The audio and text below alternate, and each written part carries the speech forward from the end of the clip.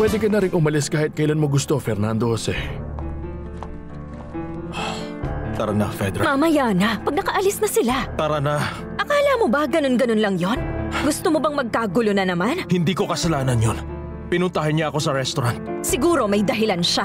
Ang totoo niyan, galit lang talaga siya kasi hindi siya yung mahal ni Paloma. Yun lang yun. Tara na.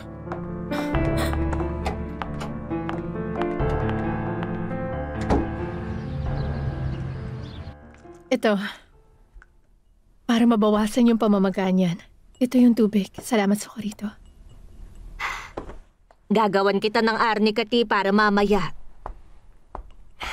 Tingnan mo, maya-maya lang mawawala na yung sakit niyan. Oo, sana nga. Ay, Alex. Bakit kailangan mo pa siyang kumprontahin? Bigla ko na lang parang gustong basagin yung pagmumukha niya. Minaliit ko siya.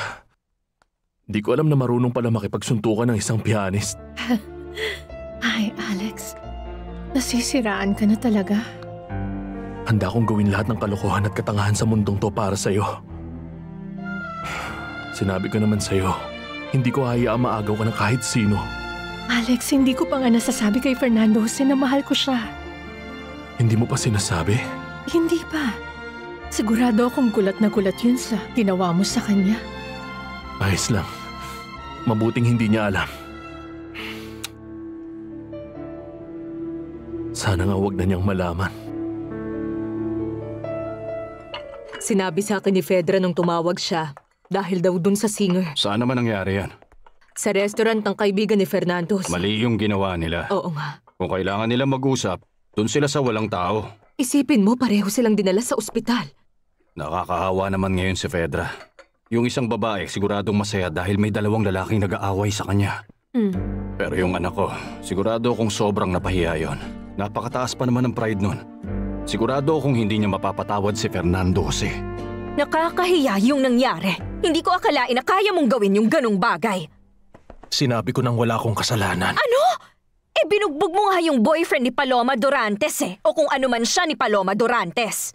Bigla niya akong sinuntok. Ano bang gusto mong gawin ko? Titigan ko lang siya? Ganon ba? Ang ginawa ko lang, ipagtanggol yung sarili ko. Sinaktan mo siya kasi galit ka sa kanya dahil siya yung nakakasama ni Paloma. Nagagalit at nagseselos ka. Tama, 'di ba? Mas lalo ka pang nagalit nung nakita mong tumakbo si Paloma papunta sa kanya at hindi ka pinansin. Hindi talaga siya tatakbo sa akin kasi nandun ka. Pumunta lang siya ng ospital kasi sobrang nag-aalala siya para kay Alex. Tapos sumama siya doon at doon muna siya titira para alagaan si Alex na parang mabait na asawa. Ayun lang naman yung napala mo sa gulong ginawa mo. Lalo mo lang silang pinaglapit na dalawa. Ano kayang susunod mong gagawin na iskandalo dun sa dalawang yon? Kukunin mo ba si Paloma sa bahay niya? Kayong dalawa ngayon ay mag-asawa na. Pwede mo na siyang halikan. Ngayon masasabi ko na maayos na talaga yung buhay niya. Mahal kita, Beto. At dito sa harap ng Diyos, gusto kong sabihin na magiging mabuting asawa ko. Sasayaw na sila! Magsilayas kayo rito! Layas! Sobrang iskandalosa at ang arte ng babaeng yun. Nakakahiya talaga, Diyos ko. Wala kang dapat ikahiya. Hindi mo na ako mapipigilan pang umalis, Fedra. Pakisabi kay Alcira na ihanda niya yung bata. Hindi ako papayag na kunin mo siya sa akin. Kung gusto mo, patayin mo muna ako! Pumayag na si Paloma na umalis ng Mexico kasama ko. Baka nag-away sila ni Fernando Jose pagkatapos ng nangyari sa inyong dalawa. Si Paloma, hindi na siya babalik. Si Alex bang pumilit sa kanya? Hindi. Siya nagdesisyon na sasama siya kay Alex. Salin